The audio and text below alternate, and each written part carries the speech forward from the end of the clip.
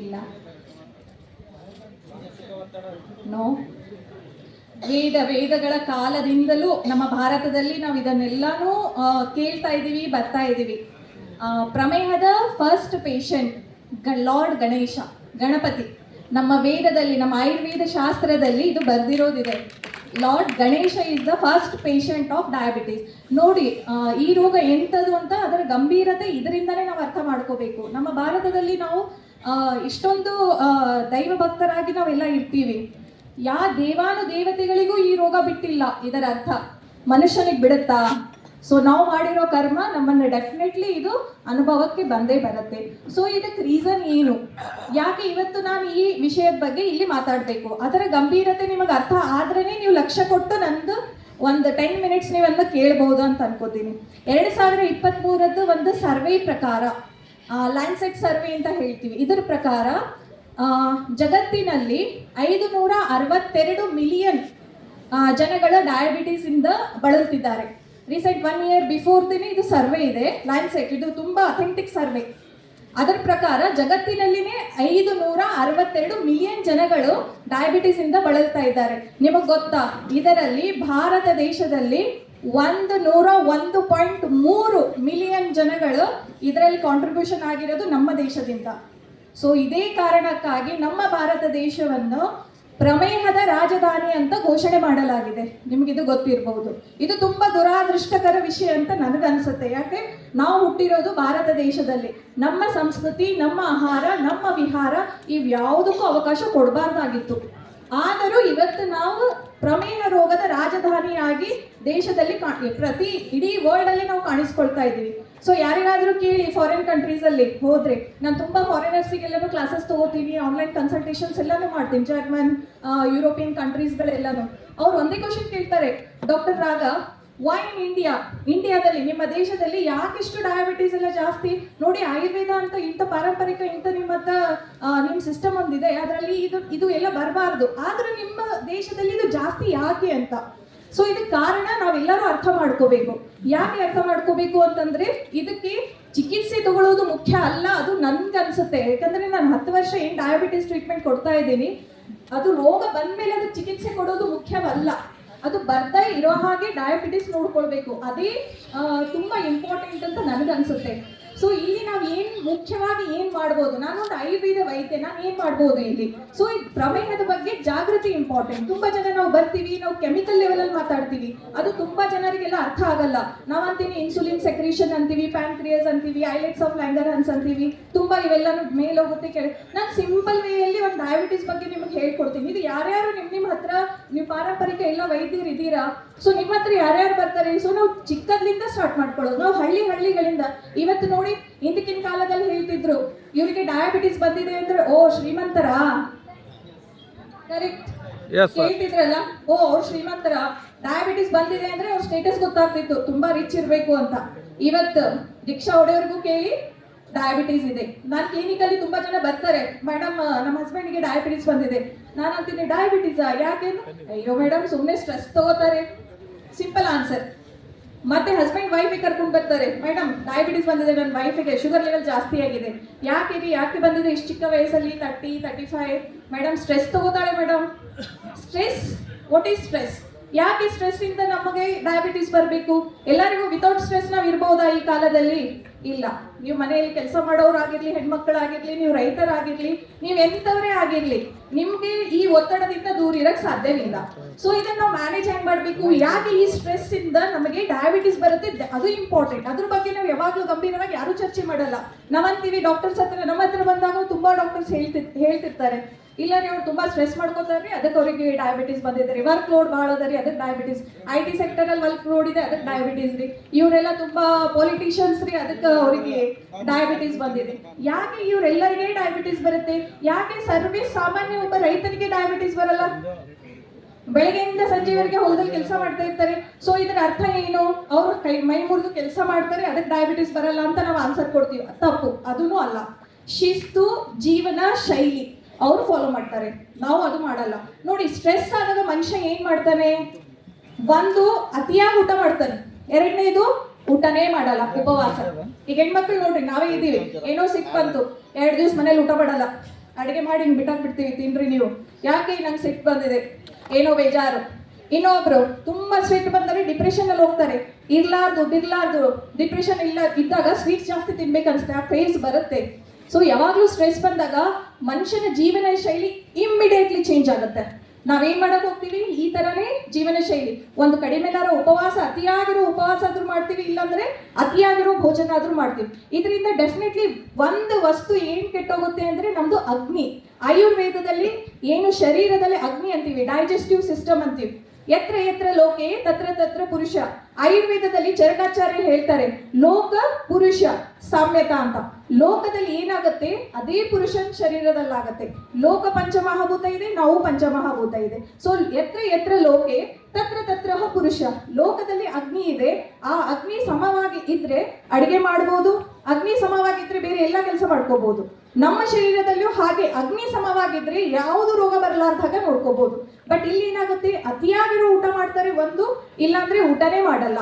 ಈ ತರ ದಿನಚರಿ ಯಾರಾದ್ರೂ ಫಾಲೋ ಮಾಡ್ತಾ ಇದ್ದಾರೆ ಅವ್ರ ಜೀವನದಲ್ಲಿ, ಡೆಫಿನೆಟ್ಲಿ ಒಂದು ವರ್ಷ 2 ವರ್ಷ ಈ ತರ ಅಸಮತೋಲನ ಜೀವನದಿಂದ ಆ ಅಗ್ನಿ ಅನ್ನೋ ವಿಷಯ ಏನಿದೆಯಲ್ಲ ಅದು ನಮ್ಮ ಶರೀರದಲ್ಲಿ ಕಂಪ್ಲೀಟ್ಲಿ ಡಿಸ್ಟರ್ಬ್ ಆಗ್ಬಿಡುತ್ತೆ. ಅದು ಆಗ ಡಿಸ್ಟರ್ಬ್ ಆದ್ರೆ ಏನಾಗುತ್ತೆ, ಡೆಫಿನೆಟ್ಲಿ ಆ ಪರ್ಸನ್ ಏನ್ ತಿಂತಾರೆ ಅದು ತಿಂದಿರೋ ಆಹಾರದಲ್ಲಿ 2 ವಿಭಜನೆ ಆಗುತ್ತೆ ಆಯುರ್ವೇದ ಪ್ರಕಾರ. ಒಂದು ಸಾರ ಭಾಗ, ಇನ್ನೊಂದು ಕಿಟ್ಟ ಭಾಗ. ನಾವೇನ್ ಆಹಾರ ಪಚನೆ ಮಾಡ್ತೀವಲ್ಲ, ನಾವು ತಿಂದಿರೋ ಆಹಾರ ಯಾವಾಗ್ಲೂ 2 ವಿಶೇಷ ಆಗುತ್ತೆ. ಅದರಲ್ಲಿ ಸಾರ ಒಳ್ಳೆಯ ಅಂಶ, ಕಿಟ್ಟ ಮಲ ಅಂಶ. ಸೊ ಯಾವಾಗ್ಲೂ 90% ಸಾರ ಅಂಶ ಆಗ್ಬೇಕು, 10% ಕಿಟ್ಟ ಅಂಶದಲ್ಲಿ ಅದು ಹೋಗ್ಬೇಕು. ಕಿಟ್ಟ ಅಂದ್ರೆ ಮಲ, ಮೂತ್ರ, ಸ್ವೇದ, ಈ ಮೂತ್ರದಿಂದ ಈ ಮಾರ್ಗದಿಂದ ಅದು ಹೊರಗಡೆ ಹೋಗುತ್ತೆ. 90% ನಮ್ಮ ಶರೀರಕ್ಕೆ ಅದು ಪೋಷಣೆ ಕೊಡುವಂಥದ್ದು ಸಾರ ಭಾಗ. ಯಾವುದು ಬೇಡ ಆಗಲ್ಲ ಅದು ಮಲರೂಪಿ ಹೊರಗಡೆ ಹಾಕೋದು ಕಿಟ್ಟ ಭಾಗ. ಬಟ್ ಇಲ್ಲೇನಾಗುತ್ತೆ, ಯಾರು ಈ ತರ ಜೀವನ ಶೈಲಿ ಮಾಡ್ತಾರೆ, ನಾವು ಯಾರಿಗೆ ಹೇಳ್ಬೋದು, ಯಾರು ಅಗ್ನಿ ಡಿಸ್ಟರ್ಬ್ ಆಗುತ್ತೆ, ಆ 90% ಇರೋ ಸಾರ ಏನು ಪೋಷಣೆ ರೂಪಿ ಆಹಾರ ಪಾಚನ ಆಗುತ್ತಲ್ಲ, ಅದರಲ್ಲಿ ಕ್ರಮೇಣ ಕಮ್ಮಿ ಆಗ್ತಾ ಹೋಗುತ್ತೆ ಅವ್ರ ಜೀವನದಲ್ಲಿ. ಅದು ಒಂದು 60-70 ಇಳಿದ್ಬಿಡುತ್ತೆ. ಕಿಟ್ಟ ವಿಭಜನ ಯಾವುದು ಬೇಡ ಆಗಿರುತ್ತೆ ಅದು ಜಾಸ್ತಿ ಆಗುತ್ತೆ. ಸೊ ಈ ಬಾಡಿ ಒಳಗಡೆ ವೇಸ್ಟ್ ಪ್ರಾಡಕ್ಟ್ ಜಾಸ್ತಿ ಆಗ್ಲಿಕ್ಕೆ ಏನಾಗ್ತದೆ, ಹೆಣ್ಮಕ್ಳಿಗೆ ನಮಗೆ ಗೊತ್ತು, ನಾವು ಮನೆಯಾಗ ಮಿಕ್ಸಿ ಹಾಕ್ತಾ ಇರ್ತೀವಿ. ಸೊ ನಾವು ಯಾವಾಗಲೂ ಅಕ್ಕಿ ಇದು ಹಾಕಿ ರುಬ್ಬೇಕಾದ್ರೆ ನಾವೇನ್ ಮಾಡ್ತೀವಿ, ಮಿಕ್ಸಿ ಚಾಲು ಮಾಡುವಾಗ ಅರ್ಧಕ್ಕಿಂತ ಸ್ವಲ್ಪ ಜಾಸ್ತಿ, ಫುಲ್ ಜಾಸ್ತಿ ಹಾಕಿ ಮಿಕ್ಸಿ ಹಾಕಿದ್ರೆ ಓವರ್ಲೋಡ್, ಗ್ರೈಂಡರ್ ಓವರ್ಲೋಡ್ ಆಗುತ್ತೆ. ಅವಾಗ ಏನ್ ಮಾಡುತ್ತೆ, ಮಷೀನಲ್ಲಿ ಕೆಳಗಡೆ ಒಂದು ರೆಡ್ ಕಲರ್ ಬಟನ್ ಕೊಟ್ಟಿರ್ತಾರೆ, ಓವರ್ಲೋಡ್ ಆದ ತಕ್ಷಣ ಕೆಳಗೆ ಬತ್ರಿ ಮತ್ತೆ ಚಾಲು ಆಗ್ತದೆ. ಓಕೆ, ಸೊ ಆ ತರ ಮಾಡ್ತೀವಿ. 1 ಸರಿ ಮಾಡ್ತೀವಿ, 2 ಸರಿ ಮಾಡ್ತೀವಿ, 3 ಸರಿ ಮಾಡ್ತೀವಿ. ಮಷೀನ್ ಅನ್ನತ್ತೆ ನಂದು ಎಷ್ಟು ಕೆಪಾಸಿಟಿ ಅದ ಅಷ್ಟೇ ಮಾಡೋ ಅಂದ್ರೆ ಈಗ ಜಾಸ್ತಿನೇ ಮಾಡ್ತಾರಲ್ಲ, ಮಷೀನ್ ಖರಾಬ್ ಆಗೋಗ್ತದೆ, ಆಗೋಗ್ತದ. ಹಂಗೆ ದೇವರ ನಮ್ಮ ಶರೀರ ಕೂಡ ಮಾಡಿದ್ದಾರೆ. ನಮ್ಮ ಪ್ರತಿ ಒಂದು ಕಿಡ್ನಿ, ಲೀವರ್ ಇದಕ್ಕೆಲ್ಲನೂ ಅದರದ್ದೇ ಆದಂತಹ ಒಂದು ಕಾರ್ಯನಿರ್ವಹಣಾ ಶಕ್ತಿ ಕೊಟ್ಟಿದ್ದಾರೆ. ನಾವು ಯಾವಾಗ ಬಾಡಿ ಒಳಗೆ ಪಿತ್ತ ವಿಭಜನೆ ಜಾಸ್ತಿ ಆಗ್ತಾ ಇದೆ ನಮ್ಗೆ ಬೇಡವಾಗಿರ್ತಕ್ಕಂಥ ನಾವು ತಿಂತಾನೆ ಇದ್ದೀವಿ ಅಂದ್ರೆ ನಮ್ಮ ಕಿಡ್ನಿ, ನಮ್ಮ ಲಿವರ್ ಹೇಳುತ್ತೆ ಸಾಕಪ್ಪ ಸಾಕು ಅಂತ. ಪ್ರಾರಂಭಿಕ ಅದು ಎಲ್ಲಾನು ಲಕ್ಷಣಗಳು ನಮಗೆ ಕೊಡುತ್ತೆ. ಆದ್ರೆ ನಾವು ಮನುಷ್ಯರು ನೋಡಿ ಸೂಪರ್ ಬ್ರೈನ್ ಪೀಪಲ್ಸ್, ನಾವು ನಮ್ಮ ಶರೀರದ ಬಗ್ಗೆ ವಿಚಾರ ಮಾಡಲ್ಲ. ಬಂದಾಗ ನೋಡೋಣ ತಗೊಳ್ರಿ, ಈಗೇನ್ ಮಾಡೋದದ, ಈಗೆಲ್ಲ ಚಂದ ಇದೆ, ಎಲ್ಲ ಚಂದ ನಡ್ದದ. ಯಾವಾಗ ಡಾಕ್ಟರ್ ಹೇಳ್ತಾರೆ ಶುಗರ್ ಬರ್ತದ ಅವಾಗ ವಾಕಿಂಗ್ ಹೋಗ್ತೀವಿ, ಅಲ್ಲಿವರೆಗೆ ನಾವ್ ಏನು ಮಾಡಲ್ಲ. ಸೊ ಅದು ತಪ್ಪು. ಅವಾಗ ಏನಾಗುತ್ತೆ, ನಮ್ಮ ಶರೀರ ನಮಗೆ ಸಿಗ್ನಲ್ಸ್ ಕೊಡ್ತಾನೆ ಇರುತ್ತೆ, ನಾವು ನೆಗ್ಲೆಕ್ಟ್ ಮಾಡಿರ್ತೀವಿ. ಕಿಡ್ನಿ ಏನನ್ನತ್ತೆ ಅವಾಗ, ಏಪ್ಪ ಈ ಮನುಷ್ಯಗೆ ಎಷ್ಟು ಹೇಳಿದ್ರು ಕೇಳಲ್ಲ ಹೋಗೇನಲ್ಲ, ಬ್ಲಡ್ ಅಲ್ಲಿ ಇಷ್ಟೊಂದು ಶುಗರ್ ಬರ್ಲಿಕ್ಕದ, ಸಾಕಪ್ಪ ನನಗೆ ಫಿಲ್ಟರ್ ಮಾಡಕ್ ಆಗಲ್ಲ ಹೋಗ್ಯದ, ನನ್ಗೆ ಎಷ್ಟು ಕೆಪಾಸಿಟಿ ಇದೆ ನಾನು ಅಷ್ಟೊಂದು ಫಿಲ್ಟರ್ ಮಾಡ್ತೀನಿ, ಮತ್ತು ಜಾಸ್ತಿ ಬರ್ಲಿಕ್ಕತ್ತದಲ್ಲ, ಅದು ಏನ್ ಮಾಡುತ್ತೆ ಅವಾಗ ಮೂತ್ರದಲ್ಲಿನೂ ಹಾಗೇನೆ ಶುಗರ್ ಕಳಿಸ್ಬಿಡ್ತದೆ. ಹೋಗಪ್ಪ ಸಾಕು ನಿನ್ ಕೆಲಸ, ಎಷ್ಟು ನಾ ಕೆಲಸ ಮಾಡ್ಬೇಕು ನಡಿ. ಯೂರಿನ್ ಶುಗರ್ 2+3+4+ ರಿಪೋರ್ಟ್ ತಗೊಂಡು ಬರ್ತಾರೆ. ಮೇಡಮ್ 3+2+ ಅಂತ್ರಿ ಕಮ್ಮಿ ಆಗಲ್ಲ. ಸ್ವಲ್ಪ ಜನ ಬರ್ತಾರೆ ಯೂರಿನ್ ಕಿಟೋನ್ ಬಾಡೀಸ್ ಜಾಸ್ತಿ ಆಗುತ್ತೆ. ಸ್ವಲ್ಪ ಜನ ಬರ್ತಾರೆ ಮ್ಯಾಮ್ ನನ್ನ HbA1c 10-12 ಆಗಿದೆ, ನಮ್ಗೆ ಏನು ಕಡಿಮೆ ಆಗ್ತಾ ಇಲ್ಲ ಅಂತ ಹೇಳ್ತಾ ಇರ್ತಾರೆ. ಬಟ್ ಇವೆಲ್ಲದಕ್ಕೂ ಕಾರಣ ಏನು, ನಾವು ಮಾಡ್ತಾ ಇರೋ ಸಿಂಪಲ್. ಸೊ ಆಯುರ್ವೇದದಲ್ಲಿ ಇದನ್ನ ಏನು ಹೇಳ್ತೀವಿ ನಾವು, ಆಹಾರ ಪದ್ಧತಿ ಕರೆಕ್ಟ್ ಆಗಿ ನಾವು ತಗೊಂಡು ಎಂಥದೇ ಸಿಟ್ಟಿರ್ಲಿ, ಎಂಥದೇ ಸ್ಟ್ರೆಸ್ ಇರಲಿ, ಟೈಮ್ ಆಗಿ ನಾವು ಆಹಾರ, ಹಿತವಾಗಿರೋ ಆಹಾರ, ಮಿತವಾಗಿರೋ ಆಹಾರ ಮತ್ತು ಆಶಾವಾಗಿರೋ ಆಹಾರ ಅಂತ ಹೇಳ್ತೀವಿ. ನಮ್ಮ ಅಷ್ಟಾಂಗ ಹೃದಯ ಸಂಹಿತೆ ಇದು ವೆರಿ ಇಂಪಾರ್ಟೆಂಟ್, ಎಲ್ಲರಿಗೂ ನಾನು ಹೇಳಬೇಕಾಗಿ ಇಷ್ಟಪಡ್ತೀನಿ ನಿಮಗೆಲ್ಲ. ನಮ್ದು ಆಯುರ್ವೇದದಲ್ಲಿ ಅಷ್ಟಾಂಗ ಹೃದಯ ಸಂಹಿತೆ ಒಂದು ರಚನೆ ಮಾಡಬೇಕಾದ್ರೆ ನಮ್ಮ ಧನ್ವಂತರಿಯವರು ಒಂದು ವಿಹಂಗ ರೂಪದಲ್ಲಿ ಭೂಮಿ ಮೇಲೆ ಬರ್ತಾರೆ. ಅವ್ರಂತಾರೆ, ನಾನು ಯಾರಿಗೆ ಈ ಅಷ್ಟಾಂಗ ಹೃದಯ ಸಂಹಿತೆ ಬರಕ್ಕೆ ಅರ್ಹರಂತ ನಾನು ಹೆಂಗ್ ಟೆಸ್ಟ್ ಮಾಡ್ಲಿ ಅಂತ. ಅವ್ರೊಂದು ಪಕ್ಷಿ ರೂಪದಲ್ಲಿ ಬಂದ್ಬಿಟ್ಟು ಪ್ರತಿಯೊಬ್ಬ ಋಷಿ ಮುನಿಗಳಿಗೂ ಕೇಳ್ತಾ ಹೋಗ್ತಾರೆ. ಒಂದೇ ಪ್ರಶ್ನೆ ಕೇಳ್ತಾರೆ, ಆ ಪ್ರಶ್ನೆಗೆ ಉತ್ತರ ಬಂದ್ರೆ ಅವನೇ ನಂದು ಸರಿಯಾದ ಸಂಹಿತೆ ಬರೆಯುವಂತ ಋಷಿ ಅಂತ. ಒಂದೇ ಪ್ರಶ್ನೆ, ಕೋ ಅರುಕ್ ಕೋ ಅರುಕ್ ಕೋ ಅರುಕ್. ಕೋ ಅಂದ್ರೆ ಯಾರು, ಅರುಕ್ ಅಂದ್ರೆ ನಿರೋಗಿ. ಯಾರು ನಿರೋಗಿ, ಯಾರು ನಿರೋಗಿ, ಯಾರು ನಿರೋಗಿ. ಪ್ರತಿಯೊಂದು ಆಶ್ರಮದಲ್ಲಿ ಹೋಗ್ತಿದ್ರಂತೆ, ಕೇಳ್ತಿದ್ರಂತೆ, ಎಲ್ಲೂ ಈ ಪ್ರಶ್ನೆಗೆ ಉತ್ತರನೇ ಸಿಗ್ಲಿಲ್ಲ. ಕೊನೆಗೆ ವಾಗ್ಭಟ್ ಅವ್ರ ಆಶ್ರಮದಲ್ಲಿ ಹೋದಾಗ ಕೋವರು ಇದೇ ಕ್ವಶನ್, ಕೋವರು ಕೋವರು ಕೇಳ್ಬಿಟ್ರಂತೆ. ಕೆಳಗಡೆ ಕೂತಿರೋ ವಾಗ್ಭಟ ಆಚಾರ್ಯರಂದ್ರಂತೆ, ಹಿತ ಭುಕ್ ಮಿತ ಭುಕ್ ಆಶಾ ಭುಕ್. ಯಾರು ಹಿತವಾಗಿ ಊಟ ಮಾಡ್ತಾರೆ, ಯಾರು ಮಿತವಾಗಿ ಊಟ ಮಾಡ್ತಾರೆ, ಯಾರು ಊಟ ಮಾಡ್ಬೇಕಂತ ಊಟ ಮಾಡ್ತಾರೆ ಇಚ್ಛೆಯಿಂದ, ಆ ಮನುಷ್ಯನೇ ನಿರೋಗಿ. ಸೊ ಅವಾಗ ಧನ್ವಂತರಿ ಅಂತ. ಸೊ ನಮ್ಮ ಶಾಸ್ತ್ರಗಳ ಬೇಸನು ಆಹಾರ ಪದ್ಧತಿ ಮೇಲೆ ಇದೆ. ಆಹಾರ ಪದ್ಧತಿ ಅಗ್ನಿಗೆ ಬಿಟ್ರೆ ನಮ್ಮ ಶಾಸ್ತ್ರನೂ ಇಲ್ಲ.